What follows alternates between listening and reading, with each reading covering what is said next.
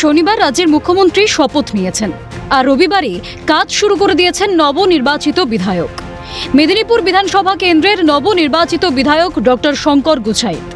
জয়ের পর কেটেছে দিন, তবে আর দেরি নয়। এলাকার দুর্দশা দেখে ঘরে থাকতে নারাজ শঙ্কর গুছাইত। যত তাড়াতাড়ি সম্ভব এলাকার উন্নয়নের কাজ শুরু করতে হবে, এই লক্ষ্য নিয়ে রবিবার লালদিঘি এলাকা পরিদর্শনে যান তিনি। স্থানীয়দের বাড়ি বাড়ি গিয়ে সমস্যার কথা জানতে চান, সমস্যাগুলো লিখে রাখেন নিজের ডায়েরিতে। এদিন এক স্থানীয় বৃদ্ধার বাড়ি দেখে চমকে যান তিনি। এক চিলতে ঘর, দেওয়ালগুলি ভেঙে পড়ছে, প্লাস্টিক দিয়ে ঘিরে রাখা হয়েছে পুরো ঘর। বাড়ির জন্য কেউ বাড়ি দেয়নি এতদিন ধরে।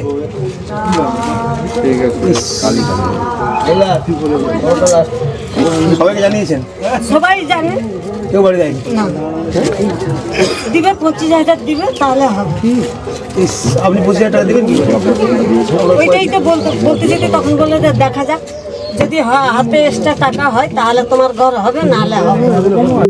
এই ভাঙা ঘরেই তো থাকতে হয়েছে আজ 15 বছর ধরে।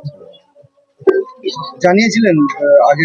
হ্যাঁ, কি বলে, কি বলতে হবে, পয়সা দাও তবে হবে।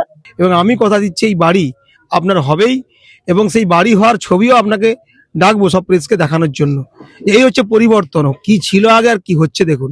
আমি কথা দিচ্ছি বিধায়ক হিসাবে বাড়ি হবে, এবং শুধু আশাদি নয়, এরকম অনেক আশাদির বাড়ি মেদিনীপুর বিধানসভাতে নেই, তার খুব কষ্টে থাকেন, তাদের প্রত্যেকেই বাড়ি হবে। একটু আগে গেলাম পানীয় জল, সেখানে পানীয় জলের কষ্ট, একদম নোংরা, লাল জল পড়ছে না, পানীয় জলের খুব সমস্যা।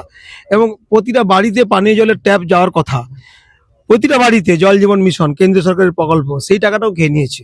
সেই জন্য বিধায়ক হিসেবে প্রতি বাড়িতে যাচ্ছি, প্রত্যেক বাড়িতে গিয়ে আমি বলছি যে চিন্তা নেই, এবারে চিত্র বদলাবে, মেদিনীপুর বদলাবে।